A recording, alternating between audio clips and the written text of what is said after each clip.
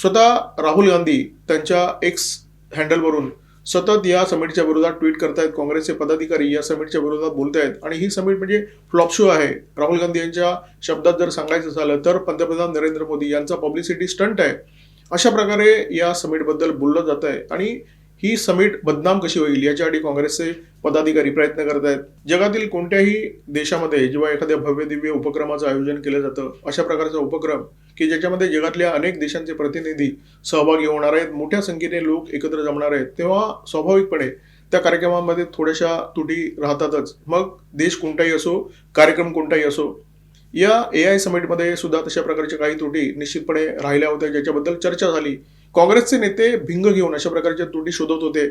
कुठच्या तरी युनिव्हर्सिटीने एक यांत्रिक कुत्रा तिथे आणला होता, जो भारताने विकसित केलेला आहे, भारताने निर्माण केलेला आहे, त्या युनिव्हर्सिटीने निर्माण केलेला आहे असा त्यांचा दावा होता. परंतु प्रत्यक्षात हा जो कुत्रा होता, हा जो रोबोट होता, तो चीनी बनावटीचा होता आणि याच मुद्द्याचं भांडवल करून काँग्रेसने या परिषदेला हाणण्याचा प्रयत्न केला, नरेंद्र मोदी यांना बदनाम करण्याचा प्रयत्न केला.